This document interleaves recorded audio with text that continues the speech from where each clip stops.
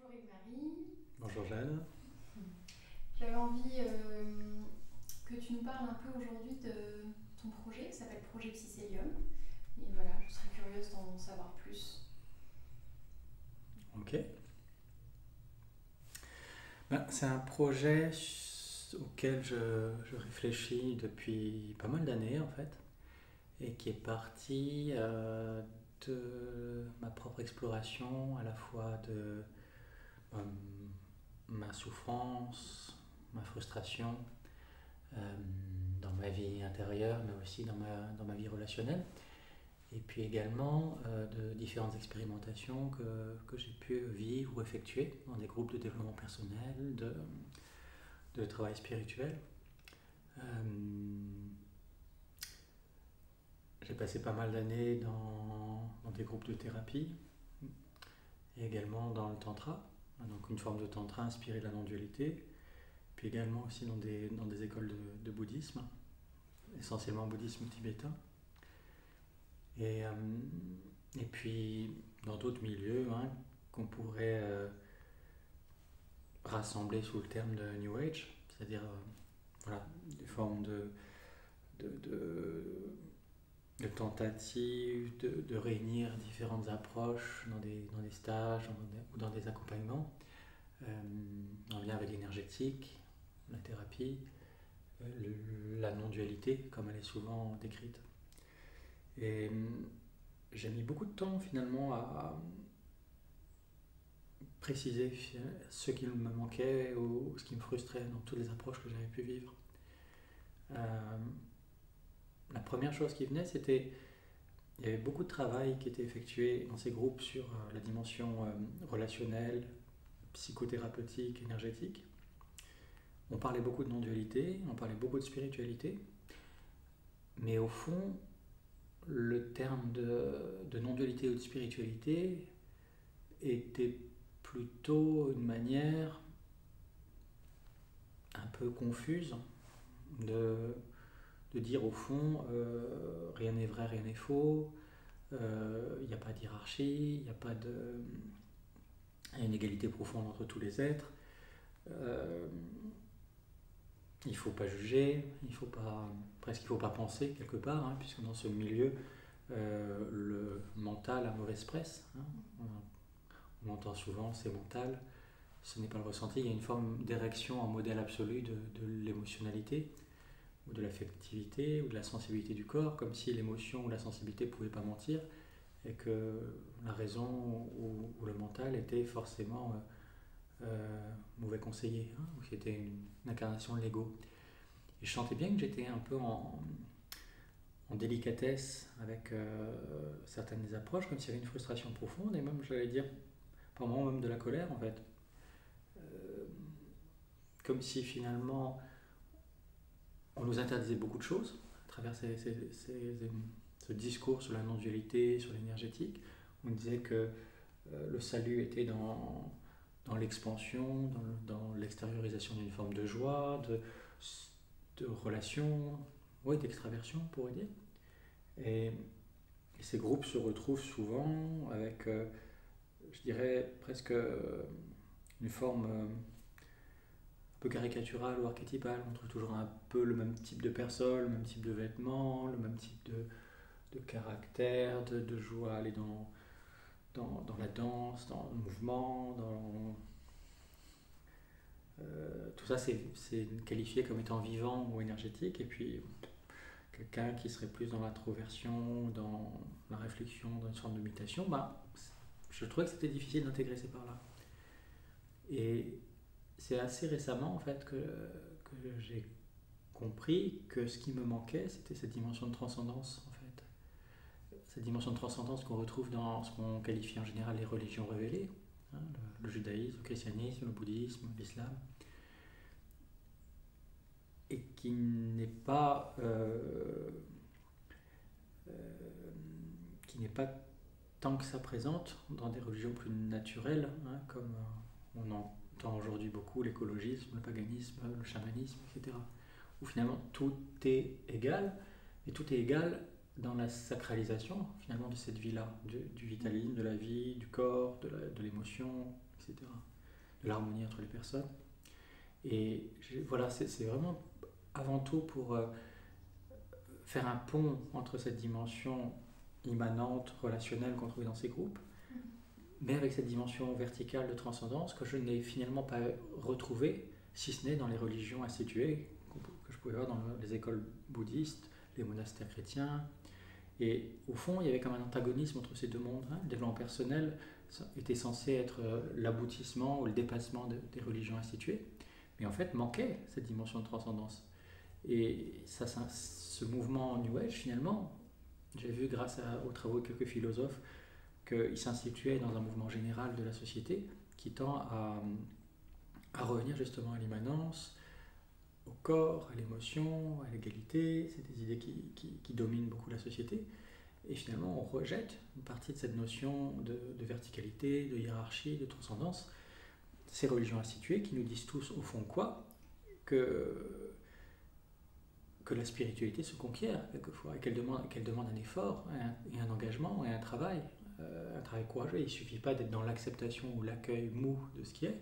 On entend beaucoup dans ces religions New Age, il faut accueillir ce qui est, c'est ça l'amour, etc. Et peut-être en tout cas qu'il y a une autre injonction qui est celle de développer le meilleur de nous-mêmes, mais pas le meilleur en tant que devenir une nouvelle personnalité plus efficace, plus fonctionnelle, plus rayonnante, mais plus connectée à notre essence profonde, qui est au-delà de tout ce qu'on peut nommer et percevoir. J'ai fait un peu long, peut-être que je me suis un peu perdu. Mais... Non, mais du coup, si j'ai bien compris, c'est ce que tu retrouvais dans ces groupes, en fait, qu'il y avait beaucoup de notions de spiritualité, mais c'était assez diffus, c'était plutôt de l'ordre de l'immanence, c'est ça? Et en quoi, toi, tu te sentais pas relié à ça, en fait? Il manquait quelque chose, et ce que tu nommes transcendance? C'est vrai que ces expériences spirituelles qui étaient décrites dans les groupes étaient en fait des expériences objectives, c'est-à-dire c'était certains états corporels, émotionnels ou énergétiques qui étaient vécus. Un tel avait une montée de Kundalini, des tremblements, un orgasme énergétique, une vision, une révélation.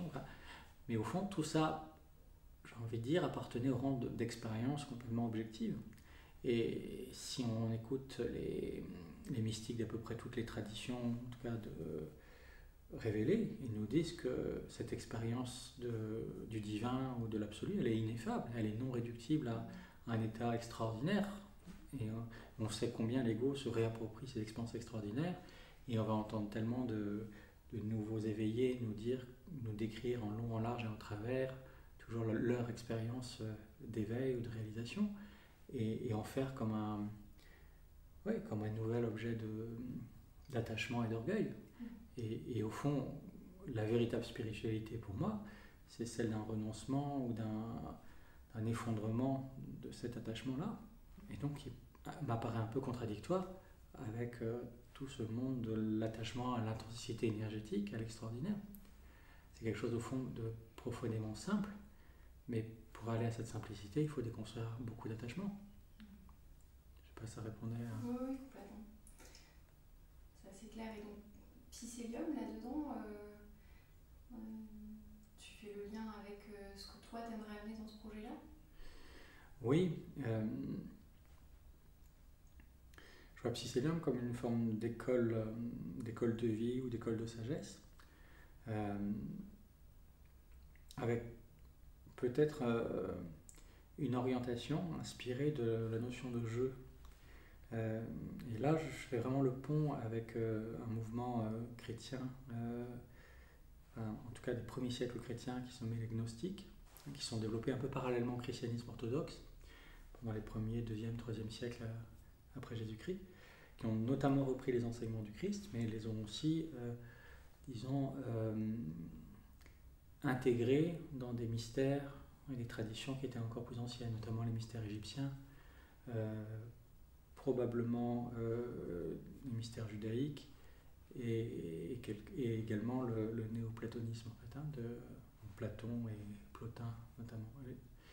Et les gnostiques nous disaient quelque part, ce monde, il est d'évaluer par rapport à notre véritable essence. Notre véritable essence, c'est qu'on porte en nous une part du véritable Dieu, une étincelle, une étoile de lumière qu'on porte en nous, mais elle a été tellement noyée dans des limbes, dans des blessures, dans des souffrances, elle a été tellement martyrisée qu'en fait on n'y a plus accès. Et les gnostiques disaient que ce monde il avait été créé par un faux Dieu, le démiurge, mais on pourrait dire que c'est notre part, nos parts d'ombre, quelque part, qui sont le démiurge en fait, qui recréent cet univers. Et toute l'orientation des gnostiques, c'était de s'orienter dans ce monde qui était vu comme une prison ou un labyrinthe pour en trouver la sortie. Pour trouver la sortie, c'est-à-dire retrouver notre véritable nature, notre véritable essence lumineuse, qui est cette étoile,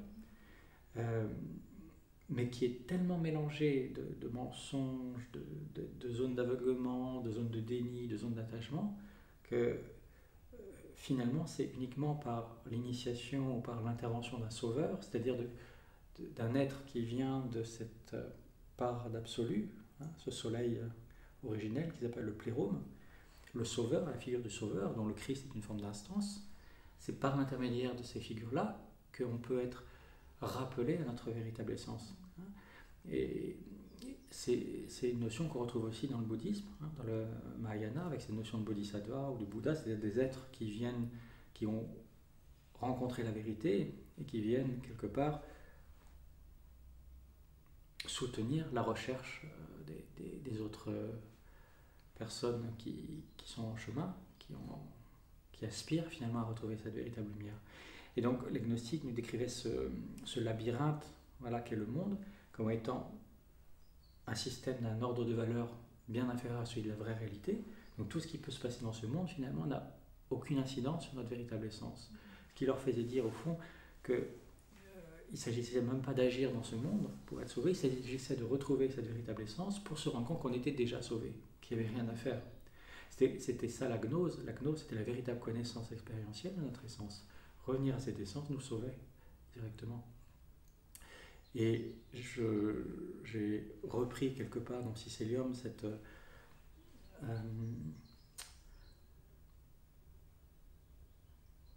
notion de quête ou de recherche de connaissance, ce jeu d'orientation, en considérant que finalement cette réalité, elle est comme un labyrinthe, dont une part de notre âme, qu'on pourrait appeler la part adventiste, la part qui appartient au démiurge, a créé ce jeu d'illusion, et puis il y a une autre part en nous qui cherche la vérité et joue avec une forme de jeu de notre part de lumière avec notre part d'ombre, les deux étant finalement au fond quelque part issus de la même source, on va dire.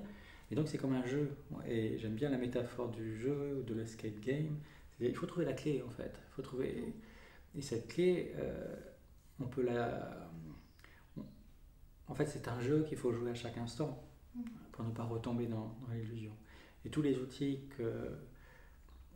que j'ai envie de développer, de transmettre à travers Psychélium, c'est des outils que chacun pourra ensuite intégrer dans sa vie pour rester connecté à cette lumière, d'abord la rencontrer, puis rester connecté à elle, puis transmettre finalement cette connaissance dans leur environnement. C'est ça l'intention. Donc c'est une forme d'école initiatique, même si cette initiation n'appartient à personne. Si je comprends bien, ce que tu nous dis, c'est que Psychélium, ce serait d'abord un espace où on pourrait réexpérimenter que toutes les expériences qu'on fait, c'est comme si c'était un jeu, et essayer de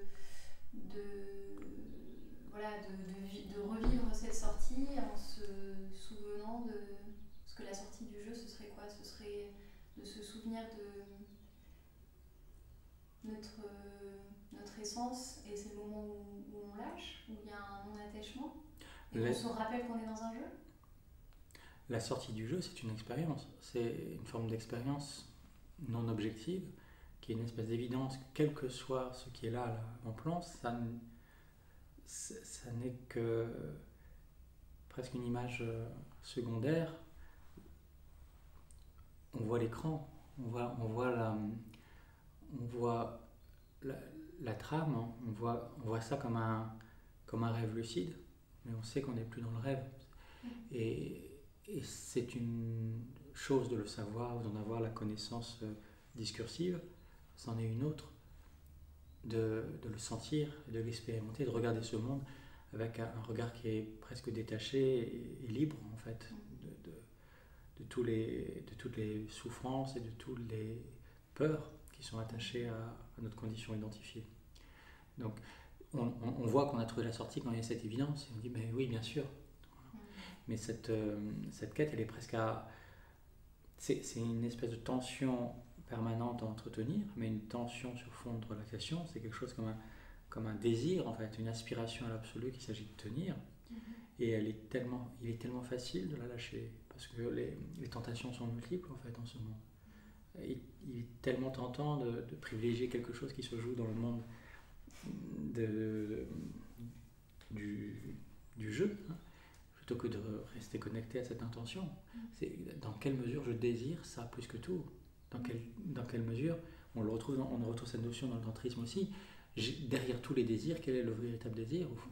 Et c'est rester connecté à ce désir d'absolu. Mais peut-être que parfois on a d'autres désirs parce qu'on désire se perdre pour mieux se retrouver. Et c'est aussi une façon de retrouver notre vrai désir d'absolu. C'est comme ça que j'aurais tendance à le décrire. C'est-à-dire la part adventiste, la part qui joue à nous tromper, joue avec nous-mêmes un jeu. On va jouer à l'escape game de manière volontaire. Et donc, c'est une manière d'éprouver tous les désirs, d'éprouver toutes les puissances possibles de l'esprit et du divin. Et en même temps, on sent qu'on en est vraiment libéré qu'au moment où on touche ce désir d'absolu. Et ce désir d'absolu, à un moment, devient plénitude. Puisqu'une fois qu'on l'a vu et compris, il y a une forme de plénitude. On a trouvé le royaume pour prendre l'expérience du Christ, le mot du Christ. Et le Christ le dit comme ça, cherchez d'abord le royaume et tout vous sera donné de surcroît. Il s'agit quelque part à travers Psychélium de tenir en fait cette intention de chercher d'abord et avant tout le royaume. Et je crois que c'est tellement facile en tant que personne d'être pris dans le jeu de la vie qu'à travers un collectif, à travers une sangha comme on dirait dans le bouddhisme, il y a comme un soutien de tous ensemble à se tenir ensemble. Mais c'est pas une sangha ou un groupe de personnes qui seraient tous placés sur un plan d'égalité ou de relation immanente. Il y a une orientation qu'on porte tous ensemble qui est de dépasser notre conditionnement psychologique. Et à la fois, ce que j'entends aussi, c'est qu'il y a cette envie très forte d'avoir comme exemple des figures comme Jésus, Bouddha et comme... Non ? Oui, tout à fait. Parce que ce sont des inspirateurs en fait. Et c'est vrai que ça c'est une notion qu'on retrouve chez Bergson, hein, la différence entre des religions primaires, des religions secondaires, des morales primaires et des morales secondaires. Et on pourrait dire que les religions et les morales primaires existent presque par défaut. C'est des formes de religion, de morale animiste, où finalement il n'y a rien à faire pour changer les choses ou dépasser quoi que ce soit. Tout est là. Il n'y a pas de direction sinon à être en harmonie avec ce qui fonctionne et trouver sa place dans le cosmos. On retrouve ça beaucoup dans les spiritualités chamaniques, hein, où chaque être, chaque règne a son rôle à jouer et finalement il suffit de rester à sa place. Il n'y a pas d'injonction à aller au-delà de ce qui est là. Et ces figures de sauveurs ou d'inspirateurs que sont Moïse, Siddhartha, Jésus, etc., ont été des figures qui nous disaient il y a quelque chose à conquérir. Mais cette conquête, elle est active. Elle demande notre participation, elle demande du cœur. Et elle n'est pas acquise. C'est décrit aussi par Jung et par Erich Neumann sur cette notion de on doit s'arracher à une forme de facilité qui est celle de vivre juste notre condition et de dire finalement il n'y a rien d'autre à vivre que nos instincts. Non, justement, la proposition de ces maîtres, c'était il y a quelque chose à trouver. Mais ça dépend de votre intention, de votre participation. Si on ne demande rien, si on n'investit rien, il n'y a rien qui se passera. Et c'est là que ça se différencie, à mon sens, des mouvements New Age d'aujourd'hui, qui nous disent finalement non, il y a juste à aimer ce qui est, hein, quelque part. Et il n'y a pas il n'y a pas d'injonction, ça a même mauvaise presse, des injonctions à évoluer ou à développer. C'est vu comme des manifestations de la pensée occidentale. Et il y a une survalorisation des philosophies orientales qui tendent à me dire mais non, tout est là, il n'y a rien d'autre à trouver. Ben non, peut-être pas. Peut-être pas.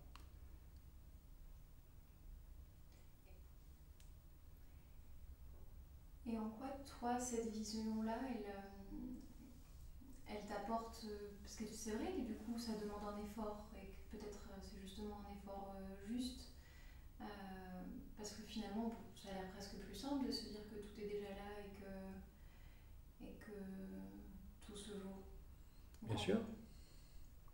Bien sûr. Et c'est quelque chose qui m'a tenté moi-même.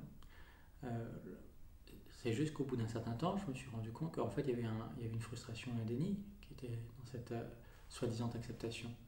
Et qu'au fond, j'avais beau chercher à me convaincre que tout est parfait en ce monde, ben non, il y a de la souffrance dans ce monde. Et cette souffrance, elle est... Je me mentirais si je devais dire, ben non, là, ça... Je peux trouver évidemment des arguments philosophiques ou intellectuels pour dire, mais non, tout est bien, dans un monde parfait, etc., comme Leibniz le faisait, en disant, mais en fait, si on avait connaissance de tout le système, comme disait Spinoza aussi, hein, quelque part, si vous voyez que les choses sont inévitables, alors vous les acceptez. Mais la réalité, c'est que la souffrance est là, en fait. Et prétendre que tout est parfait alors qu'il y a de la souffrance, ou que c'est la volonté de Dieu, ou que c'est mon âme qui a choisi, je veux bien. Mais la réalité, c'est juste qu'il y a la souffrance. Alors, on nous donne des explications, on nous donne des causes, mais il y a la souffrance. Et pour moi, je n'ai pas trouvé de sortie à cette souffrance hors d'une extraction de ce jeu-là. Donc, oui, on a cette tentation de... Finalement, c'est facile. Dans ce cas-là, il y a juste à accepter. Denis Marquet, qui est un philosophe qui a aussi repris beaucoup l'enseignement christique, il fait cette distinction entre ce qu'il appelle l'amour maternel ou féminin et l'amour paternel ou masculin. Il dit qu'on a besoin des deux, quelque part. Et ils ne sont pas du même ordre. Et quand on n'en a qu'un des deux, il y a comme un déséquilibre qui se passe. L'amour féminin ou maternel, c'est l'amour, j'accueille ce qui est. Je t'aime inconditionnellement tel que tu es. Ok. Mais si cet amour ne prend que cette forme-ci, il y a un risque que ce soit de la complaisance. Et j'aime beaucoup ce que dit Jacqueline Kellin, cette écrivaine, qui dit finalement, est-ce que chaque être mérite autant mon amour qu'un autre? C'est une vraie question. Est-ce que je peux aimer autant l'assassin de mon fils qu'un bienfaiteur? J'en sais rien. Donc cet amour, s'il est uniquement féminin ou maternel, symboliquement, j'entends évidemment, il présente le risque de se transformer en complaisance et une forme de paresse confortable. Le pendant, ce que Denis Marquet appelle l'amour archétypalement rattaché au masculin ou à la figure paternelle, c'est l'amour je désire que tu deviennes le meilleur de toi-même. C'est-à-dire, c'est un amour qui désire le meilleur et donc qui n'est pas prêt à la complaisance. Et de la même manière, si cette forme d'amour elle est exclusive et qu'il n'y a pas la partie d'amour féminin ou d'amour, ça devient une forme d'injonction tyrannique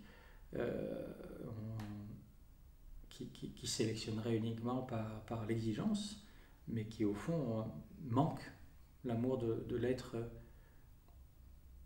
en puissance parfaitement accomplie que nous sommes. Donc on a besoin des deux.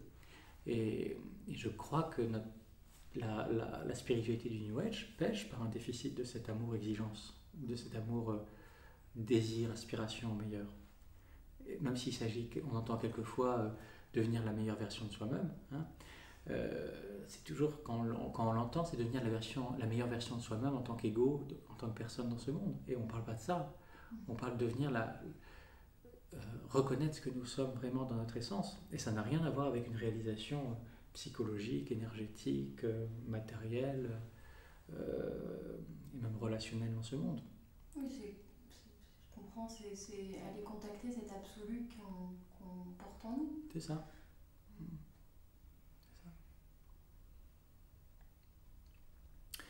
Et donc, voilà, en tout cas, cette école, elle a pour intention d'entretenir, de soutenir cette exploration, cette dimension de transcendance, de contenir ensemble ce désir d'absolu, parce que c'est pas facile de le tenir dans ce monde, et puis de transmettre, de faire vivre cette vision dans ce monde-là, dans le jeu de la vie, pour que chacun et chacune puisse devenir une forme de source d'inspiration, un modèle qui nous donne envie j'ai envie de dire, de manière virale, de déchirer le voile de la matrice, on pourrait dire, si on reprend la métaphore des frères Wachowski, des sœurs Wachowski. Alors peut-être, parce que je sais que tu as d'autres propositions avec Navatantra, et peut-être ce serait intéressant que tu nous précises justement en quoi ce serait d'autres types de propositions ou le travail avec Psycélium en fait. Même si j'entends bien que, et j'imagine, je suppose qu'il y a des liens et que ce goût pour la transcendance, tu l'as... Dans les stages de Navatantra, il y a une part importante du travail qui est effectuée sur les dimensions énergétiques, psychologiques. C'est-à-dire que on va utiliser beaucoup l'expansion, l'énergie, la ressource pour aller guérir les zones de blessures, de souffrance. Donc il y a vraiment un travail. On va mettre en relation une part blessée avec une part de lumière, une part ressource. Et en mettant les deux ensemble, il y a une guérison qui va s'opérer. J'aurais tendance à dire que dans l'approche Psycélium, on essaie d'aller vers une voie beaucoup plus directe. Tu vois la vérité là où elle est, et il n'y a pas besoin de ce travail énergétique. La vision, l'expérience directe résout tout. C'est-à-dire, on cherche le royaume, point barre. On ne va pas chercher à améliorer, blessure par blessure, nos traumatismes, nos zones de mémoire. On va dire, voilà, on lâche tout ça et on va directement au cœur. C'est un peu comme si, je dirais, dans les approches progressives, tantriques, on est dans un rêve, on fait un cauchemar, et on va chercher dans le cauchemar à s'en sortir. Dans l'approche Psycélium, on se réveille. Voilà. On regarde et on sort et on voit, ah, c'est un rêve. On sort de l'écran. J'ai tendance à dire que c'est ça l'intention commune. Après, il y aura forcément des intersections entre ces deux propositions, mais je dirais que les propositions Psycélium pourront peut-être paraître aux habitués du tantra comme peut-être un peu moins intenses ou un peu moins ancrées sur des expériences extraordinaires, mais elles seront tout aussi extraordinaires pour les personnes qui seront en mesure de voir directement, de ressentir directement l'intention qui est derrière. Voilà, je sais pas si c'est clair. Hein. Si, ça me semble clair, mais parce qu'à la fois, la quête de l'absolu, c'est intense quand même. Bien sûr, non, mais il y a une véritable intensité directe. Hein. Mais c'est une intensité qui est peut-être pas de l'ordre des sensations ou des interactions relationnelles. C'est une intensité qui est orientée vers la recherche d'un seul objet, en fait, de cet absolu, de ce désir. Et qui ne va pas se laisser peut-être emporter par des objets intermédiaires. Et c'est vrai que si on se rassemble à plusieurs avec cette intention commune, voilà, on est ensemble et on explore cette quête ensemble, notre attention, elle est moins orientée sur des questions de valeur relative dans ce monde-là. On va directement, ok, il n'y a qu'une valeur qui existe, c'est celle de cet autre monde, de cette autre dimension. Et on n'est pas dans le même étage en fait. Et peut-être, pour préciser aussi, que pourquoi Psycélium par rapport à d'autres formes, j'ai envie de dire, déjà existantes de religion, instituées comme, je sais pas moi, il y a des monastères bouddhistes, chrétiens, dans lesquels on peut déjà faire un travail de ce type. Mais l'idée était justement de sortir aussi d'une école exclusive et de dire, tiens, en tant qu'humain, en tant qu'âme perdue dans ce labyrinthe, je peux utiliser des outils venant de toutes les traditions. Et la question c'est, voilà, cet outil, est-ce que je sais l'utiliser dans la bonne direction ou est-ce que je m'en sers pour renforcer l'illusion, l'aveuglement ou l'ego. Et donc l'idée c'était aussi de se permettre ensemble d'aller explorer différents outils, différentes approches, différentes formes même de pratiques, sans se rattacher à une seule école ou à une seule théologie ou à une seule métaphysique, mais aller prendre de manière pragmatique, fonctionnelle, tout ce qui peut nous aider à trouver des issues à ce jeu d'évasion. Et être capable de trier, de s'orienter, de discriminer ce qui est de l'ordre de, on va dire, la lumière et de ce qui est de l'ordre de l'ombre. Et c'est sans s'attacher à ceux qui nous apprennent à nous détacher et à faire le discernement. Exactement. Ça ne veut pas dire que c'est une anarchie, hein, ça veut dire mais ça veut dire que cette vérité-là, elle n'a pas une forme unique. Et que chacun, sur son chemin, va être amené à trouver la vérité. La vérité est la même, mais elle va se manifester instant après instant sous une forme qui est absolument unique et irréductible à des mots ou des descriptions. Et quelque part, toutes les traditions spirituelles ou philosophiques un peu authentiques ont donné une description. Et c'est l'ensemble de ces descriptions qui nous donne une vision moins incomplète. Hein. Et l'idée, c'est donc pas d'opposer les religions en leur demandant tiens, celle-ci est vraie, celle-ci est fausse. Non, qu'est-ce qui est vrai dans chacune d'elles? Une religion, une tradition spirituelle est vraie dans ce qu'elle affirme et est fausse dans ce qu'elle refuse. Hein. Ça donne envie. Voilà, en quelques mots. Et concrètement, est-ce que ça va être sous forme de stage, de rencontres, d'enseignement? Est-ce que tu en sais un peu plus sur la forme que ça va prendre? Donc il y aura des sessions d'exploration, de retraite en présentiel qui seront organisées régulièrement tout au long de l'année. Et puis il va y avoir également un accompagnement, il y aura des conférences, il y aura des contenus qui seront explorés ensemble. Et puis il y aura également des contenus en distanciel, avec la possibilité de rejoindre une forme de communauté en ligne, avec des rendez-vous hebdomadaires qui nous permettent justement de garder cette flamme et cette connexion dans notre vie quotidienne, comme si on crée finalement une forme de communauté spirituelle, mais qui n'est pas forcément rassemblée dans un lieu spatio-temporel défini, mais qui est, par cette commune inspiration, on restera en lien. Et c'est vraiment cette intention de diffuser, d'avoir comme des jalons de lumière dispersés dans le monde, dans le siècle, mais qui ensemble tiennent cette orientation vers la transcendance, vers l'absolu. Ça me fait aussi un peu penser au nom, non, de Psycélium, ce que tu me dis. J'ai cru comprendre que Psycélium, peut-être tu peux nous en dire un peu plus sur l'origine du nom? C'est une forme de néologisme inspiré du terme mycélium, qui est la structure, la trame souterraine qui irrigue et nourrit et connecte tous les champignons qu'on voit à l'extérieur. Donc c'est révéler cette trame de lumière qui est aussi comme le système nerveux d'une forêt ou d'un écosystème.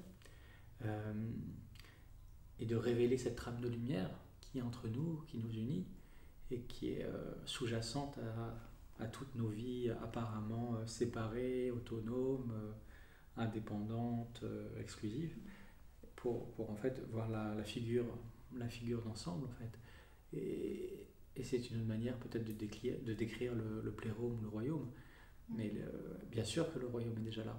Mais est-ce qu'on le regarde? Ou est-ce qu'on regarde le décor qui s'est surimposé à lui. Donc voilà, c'est un mot qui m'a séduit, et avec une métaphore un peu organique, mais